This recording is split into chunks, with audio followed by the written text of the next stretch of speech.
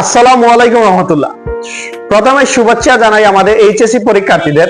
আমার অনেক প্রিয় ভাই বোন ভাতিজা আত্মীয় স্বজন সবাই আছেন, তো যারা রেজাল্ট করছেন তাদেরকে শুভেচ্ছা জানাই। আবার আরেকটা বিষয় বলে রাখি, মানে আমি মোটিভেশন দিতে পছন্দ করি না, কারণ কি সবাই মোটিভেশন দিতেছে যা হয়েছে এই সেই ভোগ করছে না। আমি বলি কি, আপনার জন্য অপশন আছে, আপনার এক অপশন বন্ধ হইলে আরেক অপশন আছে।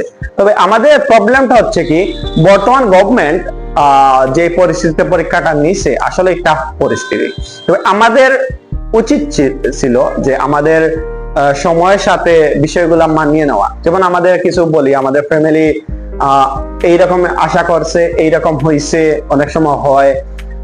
আসলে এইটা নিয়ে তো আপসেট হওয়ার প্রয়োজন নাই, যা কপালে আছে তাই হইছে। আর এই যারা রেজাল্ট করছে তাদেরকে বলবো, এইটা তোমার ফ্যামিলিকে উৎসর্গ করো। এই রেজাল্টটা যাই হয়েছে তোমাদের জ্ঞানে দিছো, তবে তোমাদের জন্য এখন মেইন টার্নিং পয়েন্ট হচ্ছে সিদ্ধান্ত নেওয়া, বাংলাদেশে স্টাডি করবে কি ইউরোপে করবে।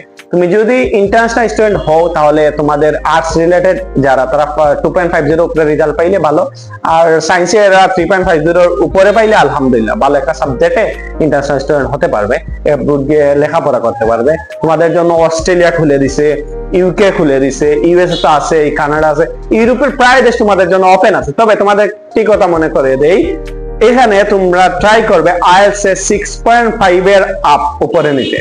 7 হলে ভালো, 8 হলে আরো ভালো। তবে যারা ইন্টারন্যাশনাল স্টুডেন্টে যেতে যাচ্ছ, ভালো রেজাল্ট আশা করতেছো, তারা কাইন্ডলি 6.5 এর উপর পাবে।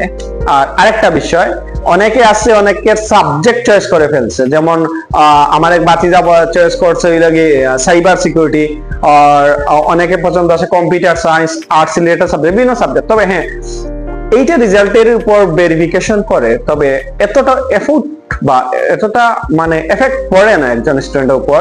যদি এই রেজাল্টটা হয়, যদি সাইবার সিকিউরিটি নাও পাও, কম্পিউটার সায়েন্স পাবে, সমস্যা নাই। আপনি ডাটা অ্যানালাইসিস পাবে, সমস্যা না। নার্সিং এর ক্ষেত্রেও পাবে, অনেকেই মেডিকেল রিলেটেড সাবজেক্টে যেতে চাও, হেলথ সাবজেক্ট পাবে, প্রবলেম না। তো ফোকাসটা রাখতে হবে আইএলটিএস এর দিকে, ইংলিশ ল্যাঙ্গুয়েজ টেস্ট দিটা। আর এই সাথে আরেকটা জিনিস অ্যাড করি, বিষয়টা হচ্ছে আমরা যারা এইখানে আজকে রেজাল্টের পর দেখা গেছে পাশের হার 58% সারা বাংলাদেশে। সো একটু ইউনিভার্সিটির ক্ষেত্রে এখন ভর্তি পরীক্ষায় একটু সিট ফাঁকা থাকবে। তো গতবার এর আগের বার যারা ডিগ্রি চান্স না পাও বলে ডিগ্রিতে স্টাডি শুরু করেছো, তাদের জন্য বলি আরেকবার চান্স নিয়ে দেখো, অনার্সে এখন হয়ে যাবে। ট্রাই করো যে অনার্সে চান্স পাওয়ার জন্য। এখন ভার্সিটি খালি হয়েছে, সিটও খালি থাকবে, এইরকম আবার আগের মতো হবে না। সো যারা ডিগ্রিতে 1 ইয়ার কমপ্লিট করছো তাদের বলবো, আবার আপনারা এডমিশন নেন, অনার্সের জন্য ট্রাই করেন। চান্স যদি পান, কষ্ট করে 4টা বছর অনার্স কমপ্লিট করেন, তাহলেই আপনি অ্যাব্রোডে মাস্টার্স এর জন্য বড় ইজিলি যেতে পারবেন, ফ্যামিলি সহ যেতে পারবেন এবং নিজের ইচ্ছা মতো যেতে পারবেন। আর আমি ভিডিওতে এত সব খুলে বলতে পারবো না, আপনাদের সম্পূর্ণ ফ্রিতে এবং আপনাদের দিক নির্দেশনা আমরা অ্যাচিভ একাডেমি কনসালটেন্সি দিয়ে রাখবে।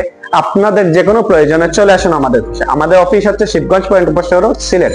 আরেকটি কথা বলি, আমাদের অফিসের কাউন্সিলিং যারা করেন, আমাদের সবাই সম্পূর্ণ ফ্রেন্ডলি এবং আপনাকে সম্পূর্ণ ফ্রিতে দিক নির্দেশনা দেন। তো বিশেষ করে এইচএসসির ভাই বোনদের, বাতিজি যাদের সবাইকে বলতেছি, চলে আসো আমাদের অফিসে আর নিয়ে যাও তোমাদের গন্তব্যের নির্দিষ্ট ঠিকানা।